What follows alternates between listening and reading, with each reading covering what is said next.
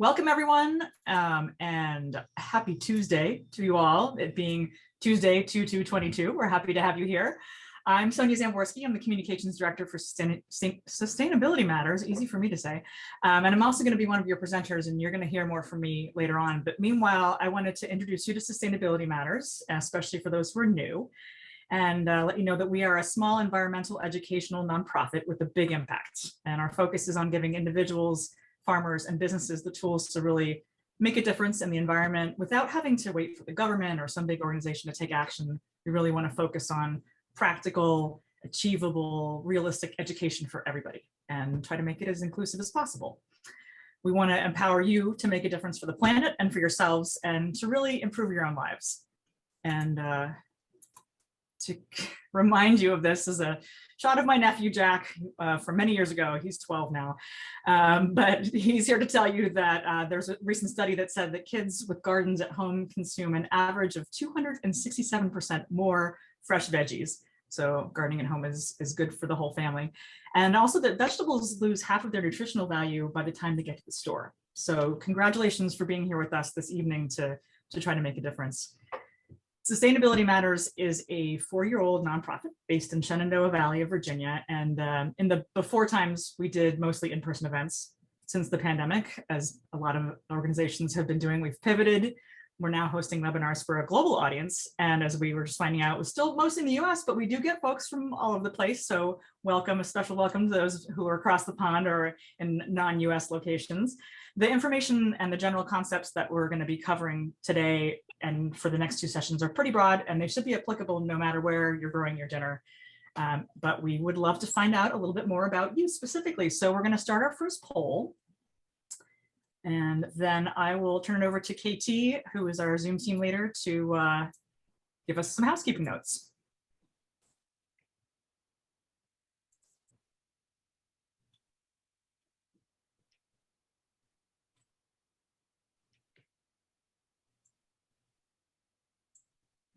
So it looks like we've got a bunch of folks calling in from Northern Virginia. I'm in Falls Church. You're on mute. Of the Zoom team, and I'm already on mute. Anyway, all of y'all participants are also muted, and we can't actually see you. So the way that we would love to hear from you about what you are enjoying or have questions about is through our chat and through our Q&A. So a lot of you have already found the chat. One of the things about Zoom is that you need to change the to line to everyone instead of hosts and panelists. And that way everybody will be able to see your chats.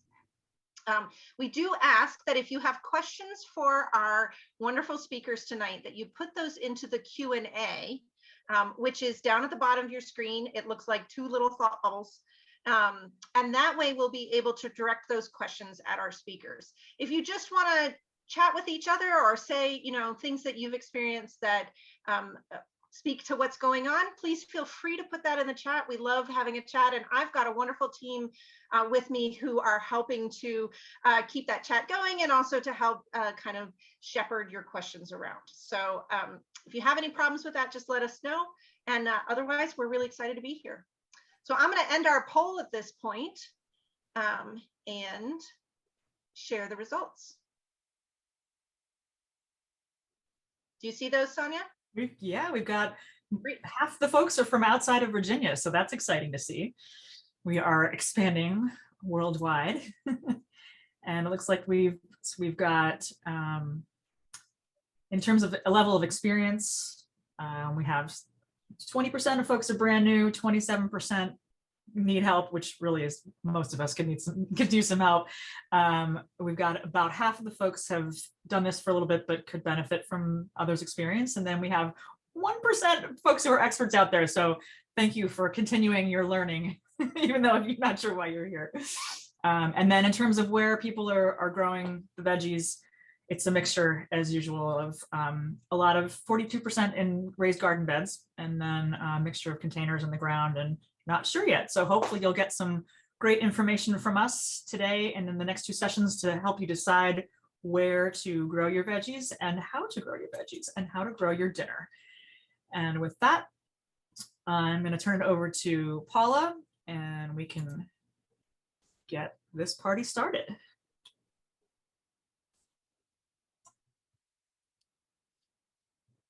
Hello, everybody. I am so pleased to be here.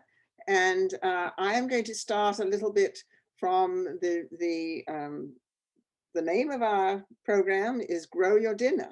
Well, I want to talk a little bit about the food aspect before handing over to Sonia, who's going to talk the first part of all about growing your vegetables and fruits. So the first question is such an important one. Why grow your own veggies and herbs?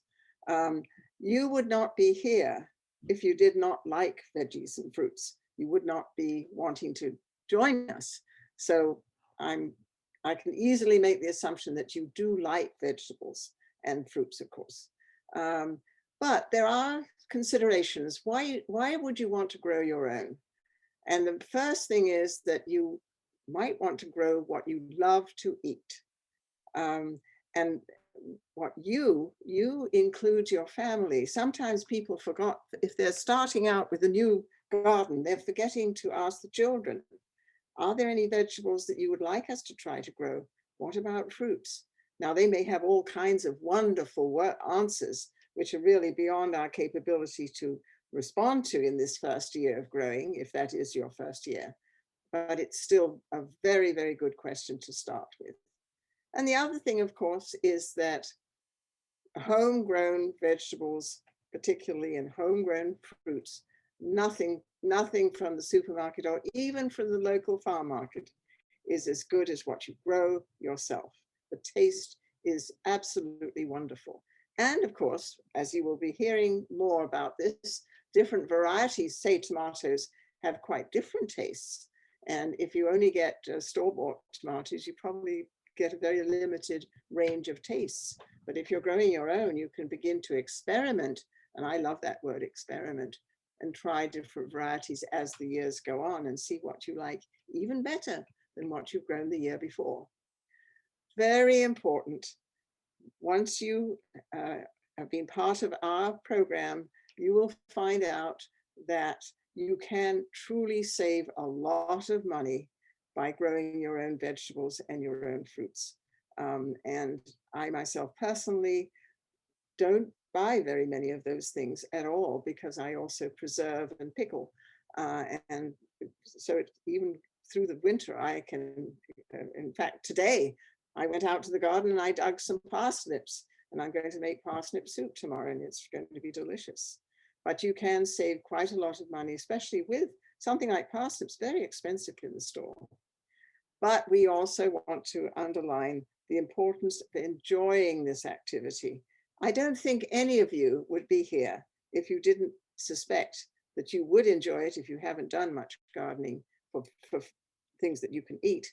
But we want to make sure that you understand that as you doing some of the work of the garden, it's still really enjoyable. And by the way, this illustration here shows you what a salad might look with plants that you've grown yourself, and it is so satisfying. Shall we go to the next slide, please? Dinner foods, because that's what we're talking about.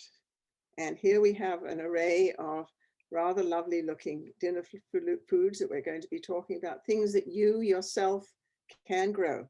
On the left of the slide, salad, veggies, and herbs. Those actually are mine in large containers. I bring them in the winter, and they provide me with herbs and salad greens through the winter months. Even now I've got a whole container of parsley that is really blooming very nice, not blooming, it's doing very nicely. And then in the middle, we've got some main and side dishes, all that can be grown, all those things can be grown from the garden. And on the plate, you'll see radishes and beets and kale, and let's see, some squash and carrots. Probably the garbanzo beans would be a little bit difficult to grow, but you could.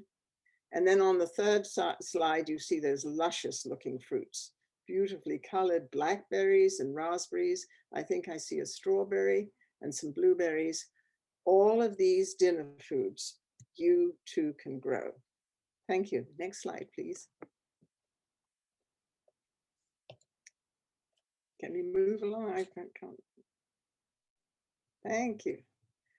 I'm going to start with something that comes actually from the USDA, the choosemyplate.gov, and it's an encouragement of us to eat a well-balanced diet that's really healthy for us. And in this particular plate on the left, you will see fruits and veggies. Note that it takes up just about half the plate, and then grains and proteins. Grains we are not going to deal with today because they're rather difficult to grow, and quite honestly, you don't save as much money by growing them as you might grow some of these vegetables, these other vegetables and fruits. Proteins, as we are going to talk for just a moment, you can get all the proteins you really need, you can get actually from a vegetarian diet, and with nuts and so on, so which we're not going to be talking about, but we will be talking about the protein-rich vegetables that can fill your plate. So you can grow all the things on the left-hand side of this plate, the fruits and the veggies, and as I say, some proteins very successfully. Today, we aren't going to discuss more of the protein foods that we don't grow in the garden. Next slide, please. So we'll talk about two types of vegetables and fruit that you might want to pay real attention to as you plan what you are going to grow in your garden, or if you already got a garden, which you already grow. On the left-hand side, these are some of the fruits and veggies that are rich in protein. And I do want to mention at the top now, some of our participants today will be able to grow avocados if you're from California or some of the southern countries. Here in the Shenandoah Valley, of course, the climate does not allow for that. So for most of us, we have to hop over the avocado.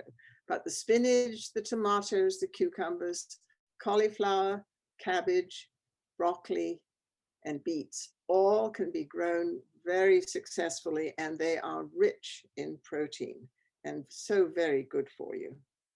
The other thing that we sometimes ignore is the question of color of fruits and vegetables. And color is given to fruits and vegetables by very specific organic chemicals that are very natural. They're all, of course, natural because they grow in these fruits and vegetables, and they bring terrific benefits to the human body, so that they are very well worth paying attention to the color of the fruits and vegetables that you choose. And if you are growing your own, you can, for example, grow purple radishes. Red radishes have their good colorful chemicals in them, but the purple ones are really interesting, and I'm going to try those myself this year.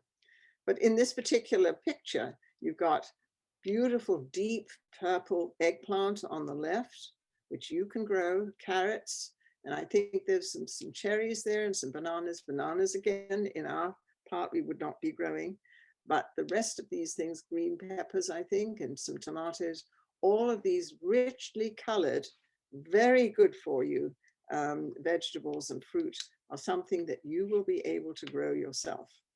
And one of the things that maybe really would be nice to think about is growing your rainbow, making sure that when you put things in the garden, you are growing a rainbow colored array of vegetables and hopefully some fruits too.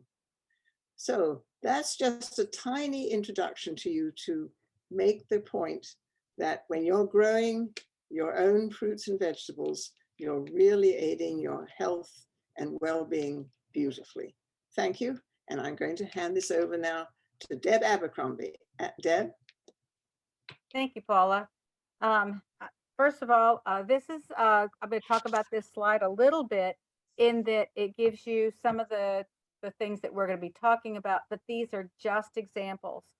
And as Paula said, why would you want to grow your own? For me, the reason that I grow is because I know what's in the fruit. I know what's been sprayed on the fruit. I know what kind of ground it's been grown in. I know how it's been handled, how it's been harvested. and I want to make sure that my family's getting the healthiest food that they can get.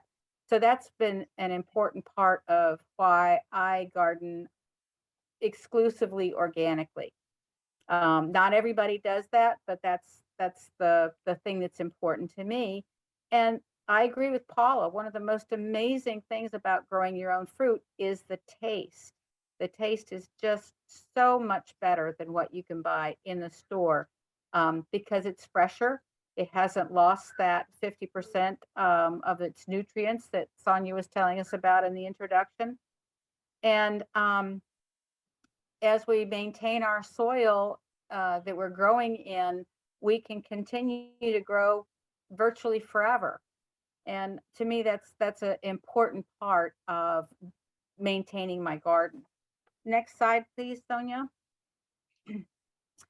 So in the veggies, this list here, the tomatoes, the peppers, the lettuce and greens, peas and beans, carrots and beets, squash, cucumbers, these are all considered easy to grow. And some of them, some of you who are doing container gardening, some of these may not be appropriate for container gardening, depending on how big your container is and where you're having it set. Squash and cucumbers, for example, they like to spread out, as do some of the tomato varieties. But you can buy varieties that are meant for containers. And if you can put a trellis on it or put the container next to a banister or something like that. My family personally loves cherry tomatoes as one of the snacking foods. And we trellised one of the, I think it was a black tomato, which was kind of a fun one to have for a snack. But we trellised that on the porch railing. And then my family also likes the Roma tomatoes. Paul was talking about varieties. The Roma tomatoes are great for sauces. And then I always have a Better Boy, Beefy Boy, Mortgage Lifter, something like that. So it's a big, huge tomato that's great for slicing. So I love the fact that I get to make the choice of the vegetable that I'm planting in my garden that fits my family's lifestyle and that it's going to be the healthiest that it can be. We love the sweet bell peppers, so I always have a bunch of those. Tend to do a salad mix with my lettuce. And even though I'm a Southern girl, greens are not my favorite. So Swiss chard is not something that's in my garden, but it might be in yours. And that's a very good hearty vegetable to grow. Now, peas and beans, I always have peas and beans. And the peas that I usually grow, I start in late February, and they're like a sugar in or sugar snap peas, or maybe a snow pea. They can take a little bit of cold and a little bit of frost, and I cover them if it's going to get too bad. But we love our early peas. They are just the most amazing things to eat. And I won't tell you how many I eat that never make it to the dining room table while I'm working in the garden. On the beans, my favorite is the lima bean. I always have lima beans because sometimes I'm a distracted gardener and I don't get out and pick my garden as quick as I can. But with lima beans, it doesn't matter. You can pick them early and they're baby limas. You can pick them in the middle of their season and they're just great fresh lima beans. You can leave them drying on the vine and they're dried, ready for storage for you to cook up into any soup or whatever. So lima beans are always going to be in my garden. My other bean that I really love is a bush yellow wax bean. They're very prolific. They're delicious. The family loves them. I love them. And they do well. They grow well without getting overgrown too quickly. I have to tell you that I'm an absolute failure with the Blue Lake green beans. They never seem to do well for me because I don't pick them as often as they need to be picked. Squash and cucumbers, those are great things to have, depending on what you have to grow them in. There's multiple different kinds of varieties of squash. The guidance there is always to plant them a little later in the season to hopefully get past some of the pests. But we even put pumpkins in our front yard one year, and the grandkids just loved having the pumpkins. Actually, I think my husband loved it more, but the pumpkins in the front yard were a stellar event. But cucumbers can be grown in a container with a trellis if you want to. And with the carrots and the beets, I'm in a little bit of a bad spot for growing carrots and beets. The ground, I've been working it for 7 years now. It's still too hard to really do a good root vegetable. So what I tend to do with parsnips and carrots and beets and anything that's a root vegetable is I grow it in a straw bale. I don't know if anybody's ever heard about straw bale gardening, but I take straw bales, I leave them in the garden for a year or more. They're still bound up, they're still firm. I put a layer of dirt on them after they've sat there and aged for a little while, and then plant my seeds in that layer of dirt, and then they grow down into the straw bale. After 2-3 years, they're not so nice and tight anymore. The bales start to fall apart and deteriorate. Then I use it for mulch in the garden. So it's kind of a win-win there. But in my area where I am, the carrots and the beets are something that are a specialty crop that I can only grow in the hay bale. That may not be true for you depending on the kind of soil that you have, but it is the best option for me for carrots. So then next slide, please. Now this is something I love, herbs. Herbs add so much flavor to food, and picking the right herb or a combination of herbs just really can enhance the meal. This picture right here, we have, starting from the left, we have parsley, rosemary, thyme, and sage. And I won't break into song over this and start singing a song about parsley and sage, but each one of these herbs takes a different tactic. Where I am in zone 6A for the USDA zones, my sage is out all year long. I've got 2 ginormous sage plants, and we harvest and dry sage so that we have it. On a warm day like we had the other day, the leaves are still nice and bright, and I can get them right off the vine. If they're frozen, they're not so good to harvest, but the plant doesn't seem to mind, and as soon as it gets some sun, it pops right back. Parsley likes to be a little wet, and rosemary likes to be a little dry. Thyme is a little more finicky than I can deal with sometimes, but when I do have fresh thyme, I love to use it with the cooking. Mint is another one that's very easy to grow. That is definitely a container plant unless you want it all over your entire yard. So putting your mint in a container is a great way to save it. And you can get a lot of different varieties with mint. You can get a pineapple mint, you can get a chocolate mint, you can get a lemon mint. There's just a lot of different flavor profiles. And some of those are great, not just for cooking, but also in beverages, in teas, in alcoholic beverages. If you do that, those flavor profiles are just amazing. Basil is another one that's really easy to grow. It's easy to grow in ground, in a container, in a raised bed, on the patio. Lots of different varieties with that as well, whether you get a Thai basil or a sweet basil. It really is a very easy thing to grow. And like I said, just amazing flavor profiles to really enhance your cooking. Next slide, please. So these are fruits. Fruits are nature's candy. They are absolutely delicious, and the colors are so vibrant. The tastes are amazing. And there's a lot of wild varieties of these berries. I know along the Appalachian Trail, there's different places where the lowland blueberry is available if you can get it before the bears do. And they're just, they just pop with flavor, and they're great a warm summer day. In Virginia, we have something that's not a native, but it's so all over the place, it might as well be a native, and that is a wineberry. It's like a little extra tart red raspberry.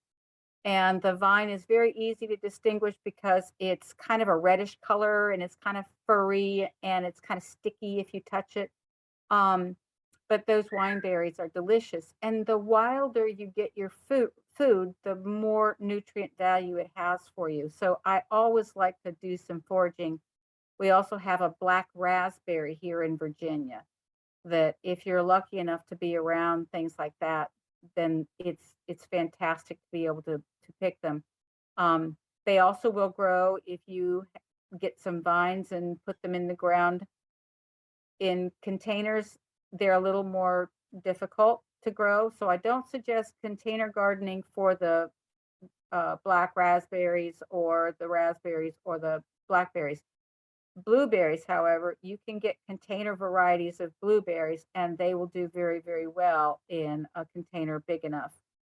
They are particular about the pH, so you need to make sure that you get a soil for them that has the proper pH for the blueberries. Next slide, please. So this is companion plants. Companion plants is a method of planting things together that cooperate. I'll tell you a little story about myself. One of the jokes that we have on the inside of Sustainability Matters is that we make all the mistakes so we can tell you what not to try. And I will tell you quite emphatically, do not plant beans and garlic together. My last year's bean crop on one side of my garden was an abject failure because it was right against the same place that I put the garlic, and they do not like each other, and I can totally attest to that. But in here, we're talking about companion planting flowers among your vegetables. And the reason to try doing that is multiple reasons. One is it draws some amazing pollinators to your garden that help pollinate your vegetables. It also draws some preferred beneficial bugs that will prey on the bad bugs. And you'll need all the help you can get. And if Mother Nature is providing you a helpful warrior, you want to encourage that. Then some of these plants planted next to other plants will help them be healthier and grow. Nasturtiums and borage are famous for being able to encourage other kinds of plants to do better. And nasturtiums are delicious. They're not only very pretty, they are absolutely just fun to put in a salad, to put on the side of a dish, to put with a dessert, on a cake, on a cupcake. They look pretty, they're a great decoration, but then they're edible. And I really, really enjoy that. Marigolds are also one that really pulls in beneficial insects, and they just look like little bits of sunshine sprinkled throughout your garden. I'll always have 2 or 3 of these. And if you're container gardening, they can be in a container mixed among your other containers. If you have a raised bed, they can be in one corner or maybe dead center in your raised bed, and it will help pull in those beneficial insects. You can Google companion planting if you want to know a little bit more about it. Since this is kind of a beginner's class, this is just an introduction to the process of adding companion plants to your garden. But there is a benefit to you to know what plants go well together and how they can help your fruiting plants grow better and healthier. So if you also have foraging abilities, there's other natural flowers that are edible. Violets is one, wisteria, red buds. We have a lot of those around here. Those flowers are also pretty and edible and provide a different flavor profiles when they're sprinkled in salads or over desserts or whatever. Next slide, please. So here's a little example of a garden. and you'll see that there's flowers sprinkled throughout. Nasturtiums are in the front, and looks like some kind of a sunflower, although that could be Jerusalem artichoke. But it gives you an idea how you can separate and plant your flowers in with your vegetables. It's a kind of a fun thing to experiment and move things around. I live with my 88-year-old mother, and she will tell you that every garden is a experiment.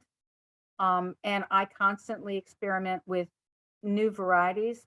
Paula mentioned about that you can try new things, see if you like Roma or San Marzano tomato better. Both of those are good for using in sauces. And so when you're planting your garden, this one has some walkways in it, but you can try different things in different places. When we're looking at a garden, and especially in this example here, there's a couple of things that you want to note. We have a hill in the background. We have some shade showing up on the grass.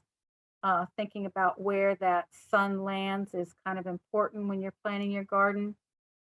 So there's multiple factors in how your garden grows and what's going to grow best in what location.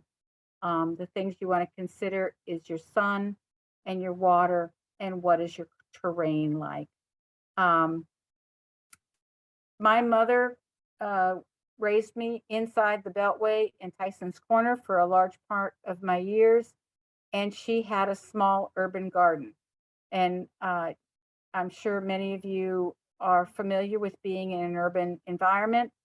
It's not always easy to grow a garden. She worked very hard, and we had lovely fruits and vegetables. But it is possible, no matter where you are, to grow something. And that something is something that you want to think about is what would benefit my family, what would they like? And hopefully as we go through this, you'll get some ideas of things that you would like to grow. But right now we're going to go to the next slide, and we're going to talk about how important the sun is. So the sun is what makes vegetables grow. It's what helps them to release the nutrients that they take from the ground and from the water and make that into something that we can eat. And the closer we are to nature, the healthier it is for our gut. But each plant needs a lot of sunlight. This says at least 6 hours per day of sunlight. Sometimes that's pretty hard to get, but you can look at your garden area or your patio or whatever you have available to you, and you can see throughout the day how the sun rests in that spot. My front flower bed, for instance, the sun comes up in the east, and probably by 10 o'clock, it has no direct sun. It's got a light bit of sun, just residual sunlight, or diffused, I guess is the way to say it. But after 10 o'clock, that's it.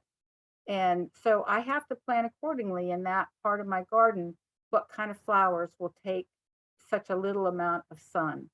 On the other hand, as the sun goes over top of the house, the back of my yard gets all of the sun all of the day. And so I can plant more there, and that's where my vegetable garden is. With containers, you can move them around. If you can have them in the front of the yard earlier in the day, in the back of the yard, or whatever later in the day, containers are more mobile, and that is often a way to optimize the area that you have where sun is concerned. I like to do a sun map when I'm first thinking about a location, what's going to go well here.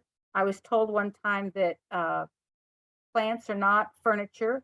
You can't put them where you think they're going to go and look nice. You have to put them where they'll grow the best. And knowing how much sun your plant needs is vital to its optimal growth. So your typical garden vegetables, tomatoes and peppers, squashes, they want full sun all the time. Some of your delicate herbs and lettuces can get by with a little less sun. A matter of fact, in my back garden, I have a shade tree that covers one corner of my garden. And I use that shade as a way to use lettuces and tender herbs so that they don't burn up in the Virginia sun. So knowing what you're growing and where you can grow it in your garden is helpful. Next slide, please. Water. So water in California or Arizona is a really big deal. And I understand in some areas of California and Arizona, you can only collect so much rainwater without getting into trouble. This picture here is some rain barrels that Paula has. I also have rain barrels like this, but it doesn't have to be something that's fancy. It can be any kind of a bucket or whatever that you can catch water in, either runoff from your roof or, outside on your patio. Wherever you have rain coming down, if you can catch some of that rain, that's the best thing to water your garden with. That is what nature intended. And, you want to keep it free from mosquitoes, put a netting on it, drop some little mosquito bits in there, whatever, to kill the larva. But other than that, it is really the best thing for your garden. Well water can also be good if it isn't too harsh. In our area, there's a lot of lime in the water, and it can get very throw the pH off. We also can get a little bit too much salt in the water if you have a water softener.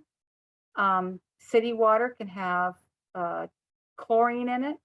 So if you're taking city tap water out, you want to let it set for a day or two to help some of those chemicals dissipate, and use that for watering your plants. The worst, and this is something I learned in this series of different gardening seminars that we've put on, that water softened water is the worst.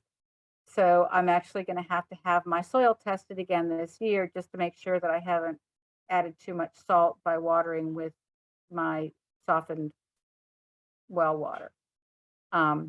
But hopefully you can have access to nice rainwater and use that, hoard it, find ways to save it.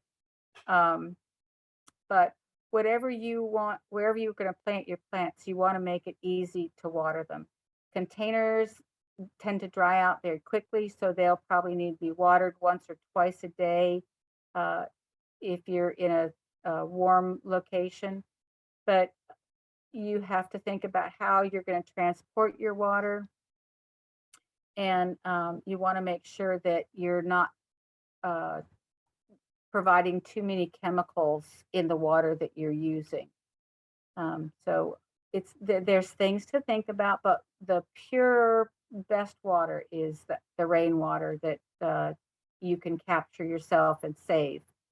I have some ideas to that that we'll talk about later, but you want to water on the roots. You don't want to water on the leaves, no matter what. It's better for the plants if you don't water on the leaves, and it's better because the water gets into the roots rather than being sprayed out into the air.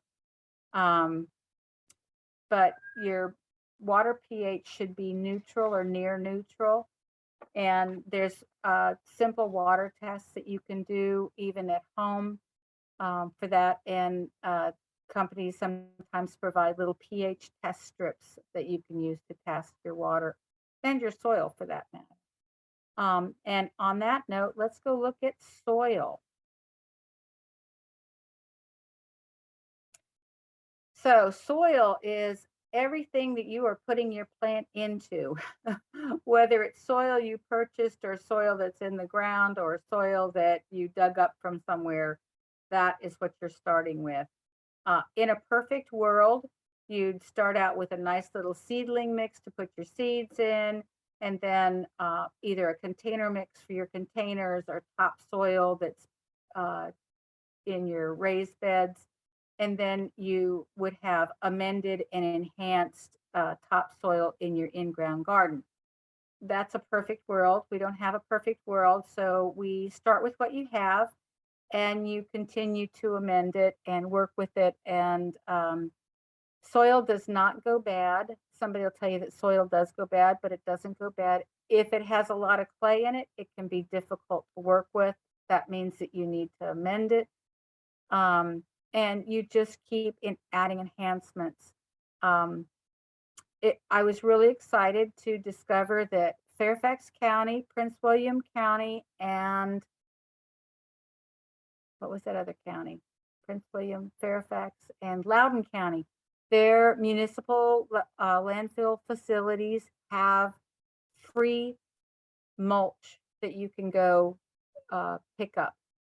And I thought that was absolutely amazing, because that's one thing that anybody can add to their soil that will really help. No matter what you're starting with, working with mulch and compost are two things that will automatically be a boost. So you start with what you have and you add some things to it. I don't know if anybody here drinks coffee, but coffee grounds are really rich in nitrogen and can help your soil. And I recently learned that you can put them around the bottom of your plants and help keep slugs away. I intend to try that this year, and I'll let you know how that goes. But the most important thing is that you keep adding to your soil for years. Whether you're working in a container, a raised bed, in the ground, you can continue to enhance and add to your soil and change it as you go along. It really is a very creative process.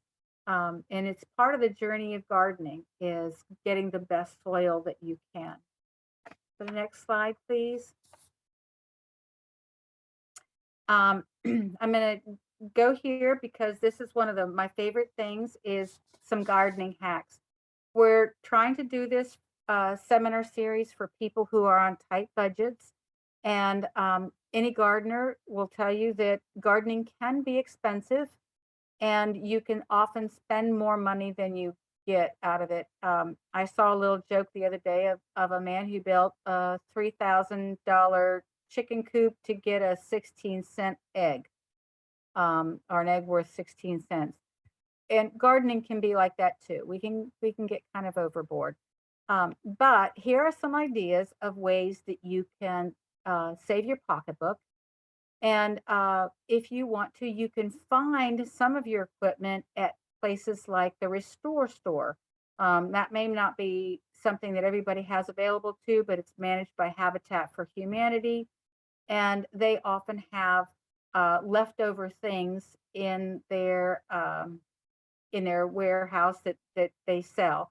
I've gotten quite a few items for $2, $3, which if you're familiar, a good gardening fork, starts about 30. So that's always nice. Also, Facebook sales, yard sales, Craigslist, local yard sales, especially if you get out into the suburban areas, people will get rid of equipment and get new equipment, and it could be a benefit to you. I found some things at auction. Matter of fact, I picked up a garden fork today at auction. It came with something else that I wanted, and I am never going to turn away a good garden fork. You can also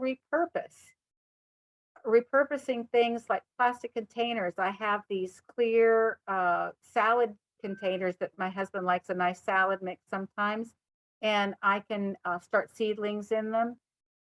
You can do virtually any kind of a plastic container you can cut up and make markers with, especially like containers for like cottage cheese or something like that, where it's white and you can write on one side. Those make great markers. There's no reason to buy markers when you can make them yourself. You can also find protection things like newspapers and cardboard. A lot of places will let you have cardboard for free, and you just have to kind of look around. The other thing is you can find big buckets. some of these delis get in huge buckets of pickles or, you know, frostings or salads of, you know, various kinds, mayonnaise, these kinds of things. And they come to the big delis. And I was looking online earlier this week and found that a lot of bakeries will offer these buckets for free. I know my local grocery store has an in-house bakery, and sometimes when they're having a lot of things to make, they'll put these empty buckets clean outside, and they're food grade buckets. So you can put anything in them that you want to and not have to worry about any chemicals. You know, you wouldn't want a bucket that had some kind of a chemical in it, because you just don't know if that would leach into the plastic and then out into whatever you're using it for. But these ones from the bakeries and the delis and the grocery stores, you know that they're food grade and they're safe for you to reuse for anything that you want to put in them. Also, with the newspapers and cardboard, I discovered that a lot of libraries and care facilities will have excess newspapers, and you can sometimes try to pick those up. If you work in a company that has a lot of boxes coming in, like Amazon boxes or whatever, sometimes you can take those. Also, if you work at a company that has a coffee machine for everybody, if you offer to bring in one of your buckets and collect the coffee grounds, sometimes they'll just let you have those for free. And that's a great way to start a compost pile. And as a side note, we do a composting for the Clueless series. We'll be doing that later in May or June. And those are a good way to learn about how to compost, how to use your compost, ways to save your compost, and just ways to manage it so that your neighbors don't call and tell you that your compost pile stinks. Anyway, I also heard that Starbucks will let you come in and take large bags of their coffee grounds, and that's a nice thing. But I've also heard they sometimes have the little plastic pods in there. You want to make sure that you get those out before you try to compost it, because plastic doesn't compost. Your neighbors will sometimes be really, really nice and bag up their leaves and leave it out on the curb for you to pick up as well. So if you're driving around a neighborhood and there's bagged leaves, feel free to take those bagged leaves and use them in your own garden. They'll be a benefit to you and a help to the environment. It's insane to put them in plastic bags and drop them in a landfill where they'll never be of any use to anybody. And another little hint for you, those of you who have a little bit of property, Chip Drop is an online application that you can sign up for, and local arborists will drop off wood chips to your house. And you do have to designate a spot for them to do that, and there is no guarantee when or what they'll bring. But you get to, modify your preferences somewhat. And that's a great way to get mulch for not only your garden, but your pathways around your trees. And it's helpful for the arborists because they don't have to drive too far to actually dump the chips that they have. I personally have an arborist that comes by here every once in a while and drops his chips. I met him through Chip Drop, and he does work in this area, and he knows that he could just drop it whenever he's in the area. And I never know when that's going to be. And right now I have an awful lot of wood chips. But I will say that the Balls Ford Road Compost Facility in Prince William County actually has compost, not chips or leaves, but actual finished compost. And I don't know if they ask a price for that or not, but that was one of the things that I came across that I thought was exciting. And I do want to ask if anybody has any questions at this point. Do we have some questions, ladies, from the Zoom team? We have lots of questions, Deb. Okay, great. Yes, people are really excited about lots of things. So I think one of the things that's come up is that people are interested in hearing more about how you use leaves and compost. I'm not compost, leaves and cardboard in prepping your garden. Okay, so first of all, I use leaves in a lot of different ways, depending on what kind of leaves I have. The oak leaves can change the soil a little bit, the pH of the soil. So I really try to break those down in my compost and mix them in with a lot of different things. I also have a lot of pine needles. I mean, a horrendous amount of pine needles. I am literally pushing those all to one side of a hill where I have a good bit of sunlight in the afternoon, and I'm going to try to put a little blueberry enclave right there. So I save the pine needles over into that spot. Um, if I'm filling up a large container with soil, I will sometimes pack the bottom with leaves. I'll even put wood chips in the bottom sometimes to help fill the larger containers and provide nutrients.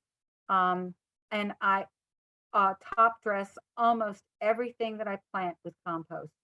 After I got the plant in the ground, I've already added my amendments or whatever and mixed up the ground. I will put the compost around, not actually up against, but around the plants to seep in as the ground gets watered. And then all of that stuff gets mixed in the next year as we go to plant the next plant. I've also discovered we had a peace lily, and it was from my father's funeral, and so it was kind of special, but it just really was not blooming well. And my daughter put some coffee grounds on it, and that little bit of a nitrogen boost, it started blooming. So now every once in a while, we'll dump some coffee grounds, just a few, tablespoons in that container. And I've never seen that plant so lush. So it's not even composted uh, coffee grounds. It's just straight right out of the coffee, pot after I've made my coffee and just dump it in. Every once in a while, not very often, but just every once in a while when I feel it gets a little, sickly looking. But that's the way I use the compost the most. The cardboard I put down as a weed barrier. That goes around my trees. I've got some small trees that I put out. I'll put cardboard around them. I'll put wood chips on top of it to hold the cardboard down. And that keeps the weeds at bay. The hardest thing for a tree is the competition from the weeds and the grasses and so on. So I do that. And then I also use the cardboard in my garden on my pathways. I put cardboard down, and then I'll put mulch of some kind, wood chips sometimes. Sometimes it's just the straight cardboard. Matter of fact, there's a large section of my garden right now that's just cardboard that I put down to kill the weeds. And that cardboard, as it decays, it goes into the ground a little bit, and I will dig right through it when the time comes to plant in that spot. Does that answer that question pretty well? I hope so. I think we've got a bunch of questions about composting, and Sonia has very helpfully put into the chat the videos from last year's composting for the Clueless series, and also the Facebook group about composting that we have. And so I think that's probably a great place for people to go for additional community support on those. One of the things that's come up in both the chat and in questions is asking about rainwater from roofs, and should we worry about any chemicals that might leach into our water from shingles or other things coming off the roof? Quite honestly, I ran into a molecular biologist one time on a trip, and I was telling him about how I saved the rainwater, and his biggest concern was the birds that are on the roof and they're pooping and what things they might add that way, but less about the shingles. I have very, very fine netting over top of my rain barrels, and I have to confess, my rain barrels aren't nearly as pretty as the ones in the picture. They're actually just garbage cans. just plain old regular garbage cans. And they have it's actually a landscaping fabric that I put over them, so it's very, very fine. And that keeps the granules and stuff out of the water itself. I have never heard of any problems with rainwater that way. I guess it would depend on the condition of your roof. Perhaps I'm a little fortunate. In the last 3 years, we've replaced both the house roof and the barn roof. But you know, I would say if you're filtering out the big things, the big factors, what's in the water is probably less of a concern. If you're comparing rainwater to tap water or water softened water, you're still better off with the rainwater. Then there are a couple of questions about pests, and I think we're going to get to some pest management in a later iteration of the series, right? So those of you who've asked questions about pests, I hope you join us again next Tuesday and the Tuesday after, and hold on to those questions. But this is the one that has piqued my interest. Does it really help to have a scarecrow in the garden? I have not found that it does. Ah. But you I'm know what sorry. I was gonna write? I was gonna say, it may not help, but aren't they so fun when you see them? Like if you have a whimsical scarecrow in your garden, it makes you and everyone who sees your garden smile. So I'm firm team scarecrow. All right. Not so much We'll to go for scare team anybody, but just to make people smile, because I love a good scarecrow. There we That's go. my take. There we Yeah, go. I tried a Sustainability scarecrow, matters. Grow your own and scarecrow. it didn't dissuade anything at all.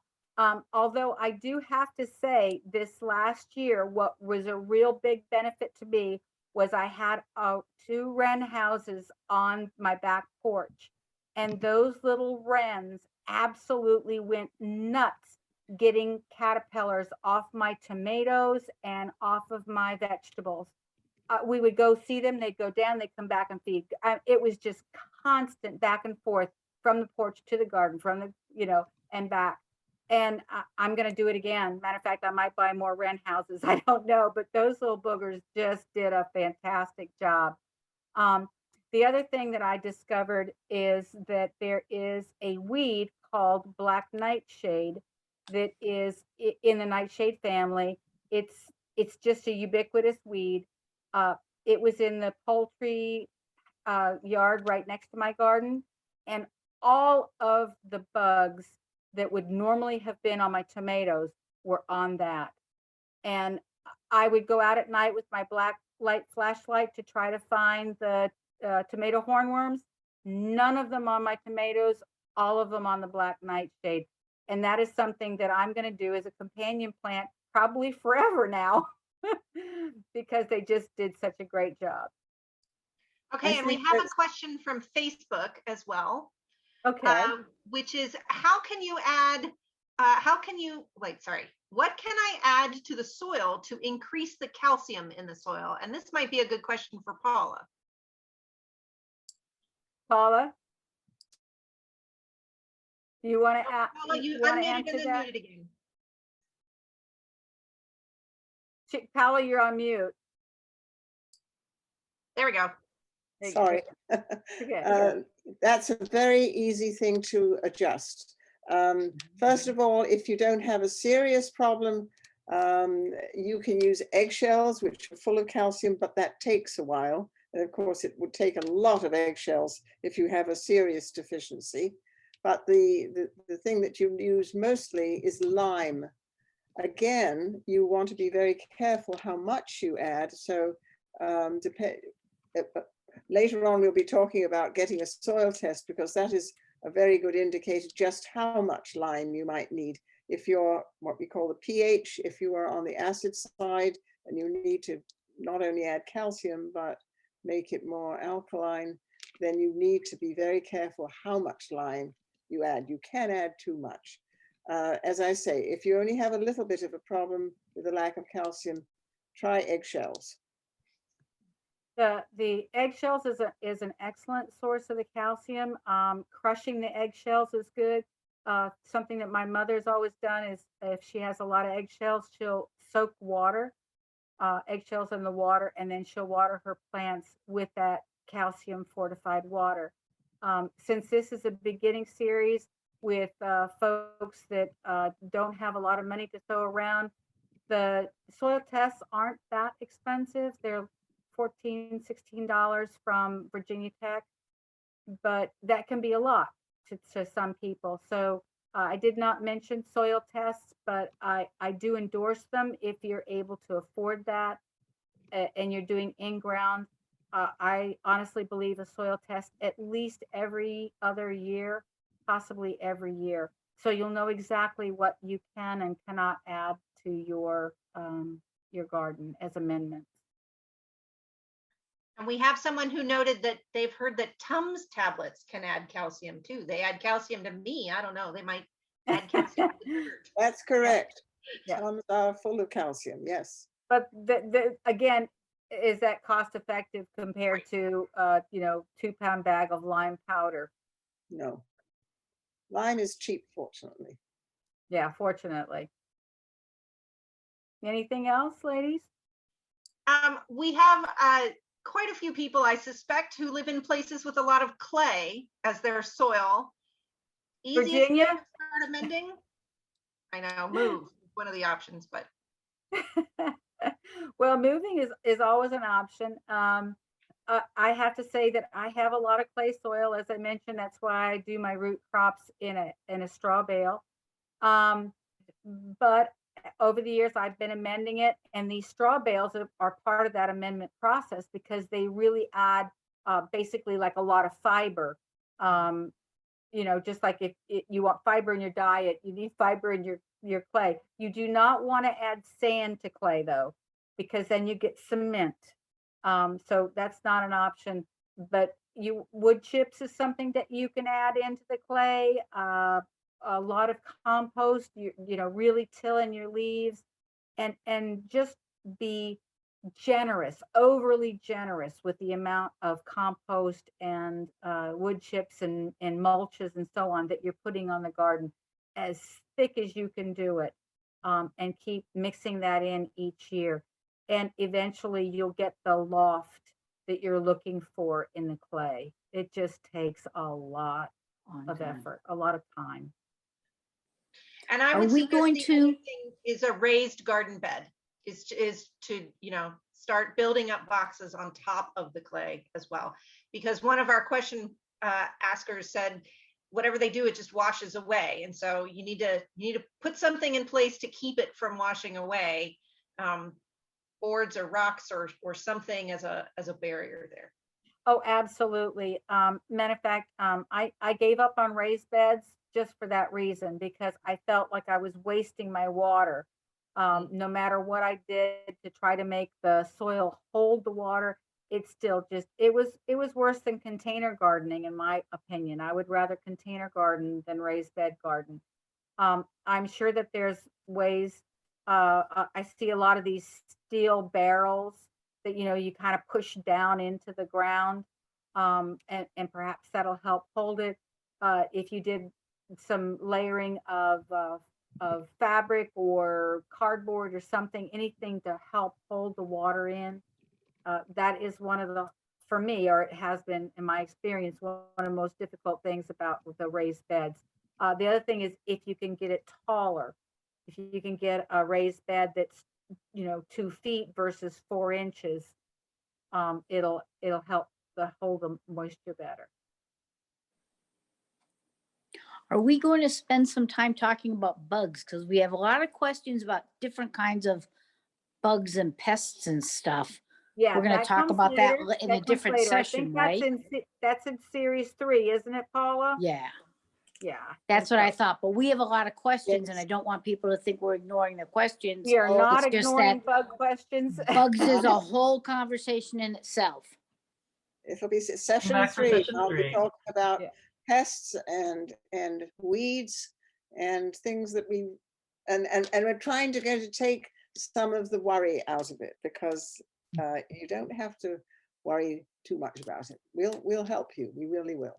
I see somebody said that the Virginia Tech soil test is $10. That is true. The basic test is $10, but there's other tests that you can add on top of that. One I remember is for salts, and I don't remember what the other option is. At that point, it gets up to the $16, but the basic test is $10. And the thing that's nice about the Virginia Tech test is that you tell them that I'm growing vegetables, or I'm growing a nut tree, or I'm growing blueberries, and they'll tell you what amendments you need to make your soil correct for that item. Deb, what do you use for your rainwater collection? Do you use did you purchase a rain barrel, or did you create one? I have one kind of like the picture that we had, that's actually Paula's slide picture. Anyway, I have one like that I bought at auction, but all of my other rain barrels are just plain garbage cans.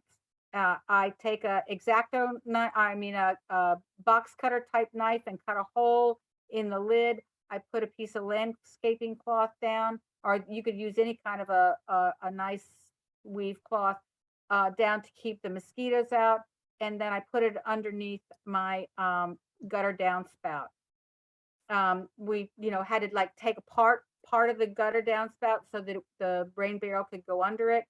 And then I have a siphon pump that I use to pull the water out to the hand buckets or whatever if I need to.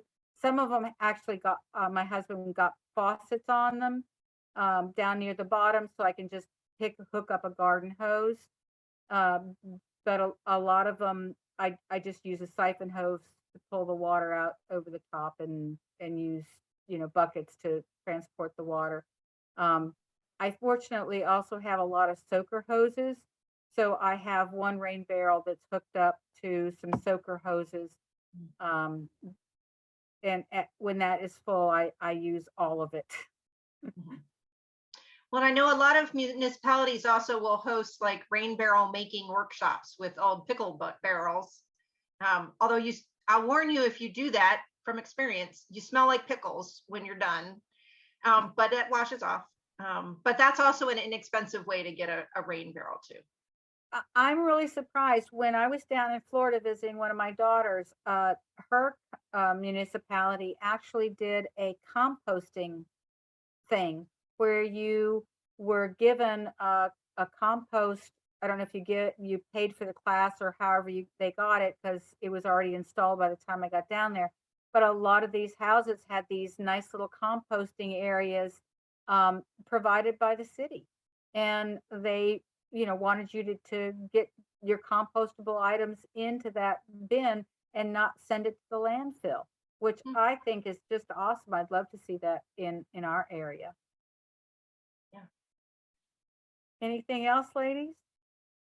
I think that there are a bunch of questions about setting up your garden, like there's clearly a ditch between the lettuce beds here, and there's a question just, why is there a ditch there? Well, some of that can be for water retention. If you have an area, I don't know if anybody really noticed that hill in the back side of that one slide, but terrain makes a lot of difference, and doing ditches in between things like this can keep the water from running from one side of the garden to the other. But mostly, in my opinion, the reason to have a ditch is for so you know where to walk, but also is a way to, when you water it goes down into those ditches, and it can preserve in times of rain so that it doesn't wash away your or holes in your garden. But I don't know, Paula, do you have any other reason that they might be doing ditches in this particular picture? Well, I would say that if it's a vegetable that doesn't want to get its roots too damp, it's a very good way of drawing the water. Fill it up. Yeah. Root body. But of course, here in the Shenandoah Valley, we usually have the opposite problem, that in the summer, where it's very hot and dry, we might not want to have a ditch next to our rows or our curves in this particular slide. it rather depends when you get really fancy about altering the soil climate of for different plants. At once I think of things like lavender and sage and so on that don't like wet roots, so that you don't want to have them. You might want to do them with a what do you call that, a row, dig out next to it. Yeah, I actually have my strawberries up on a hill like that, but that's just to help the runners run off the sides. And it's not, I don't think it's as severe as this, but it's a little bit of a hill so that I could try to train the strawberries to let their runners go down. So that leads into another question we got, which was about, oh, sorry. Sorry. Nope. This Two people question is talking. interesting because, again, we're talking as if we're talking to beginning gardeners. The wonderful thing about this is that every year you will watch your garden and you will see how things grow. And if you are fortunate enough, like this slide, to have an in-ground garden, you may actually want to experiment again and plant one or two of your beans or whatever the plant is somewhere else. And you may find that some plants actually prefer one part of your in-ground garden to another because it's a different environment. It's wetter or drier or sunnier or whatever. But at this point, this particular series, we're really aiming at the beginning gardener doing it the first time. I would say for the beginning gardener at the first time, don't worry about putting ditches next to your rows. Absolutely. Let it be and watch and look and observe. So sort of a related question that we got was about permaculture and particularly about the shapes of gardens and whether you have thoughts about things like spiral gardens or keyhole gardens or things like that that might be interesting for new gardeners. Actually, I think that's way beyond new gardeners. The most important thing you need to do is figure out where your sun is. Once that is established, then you can start figuring out whether or not you need to do something that optimizes, your shady side versus your sunny side versus your clay side versus your, sandy, whatever it is. And if you're doing in-ground gardening, like Paula alluded, your garden, I mean, mine's 40 by 40, and I can tell you one corner is very, very different from the other in what kind of a soil and water retention problem I have. But that is not a beginning gardener thing. A beginning gardener needs to start planting and figuring out where they can plant, and then as they come into the next year and the next year and the next year, we can discuss those kinds of things. And trust me, there are so many opinions in the permaculture world that it all boils down to what works for you. You can try a lot of different things, and every garden is a new experiment. So I think we have time for maybe one more question. So are you all going to talk about tools for your garden at a later session? Not sure is what I'm hearing from the silence there. Would you like to recommend sorry? It wasn't in our plan at this point to talk about tools. So this person is particularly excited. This is Karen, who is from somewhere fairly close to us. She's interested in soil aeration. And do you have a favorite tools for soil aeration for digging up your stuff? I have a broad fork. Okay. And I will use that. I also practice no-till gardening. Basically the soil just keeps getting amended and mulched and amended and mulched, and I just keep putting the layers on, and then I dig out to plant the plants that I've got started.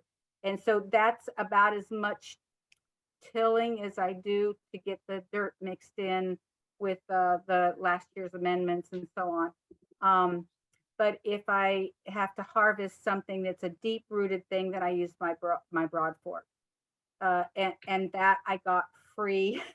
So they're like a $200 item, and I got it free cleaning out an abandoned barn. So Everyone, thanks again for joining us. We will see you next week, or perhaps on social media. Before then, don't forget to check out our Making Trash Bloom video and vote for us on Project for Awesome. We enjoyed chatting with you, and we will see you next time.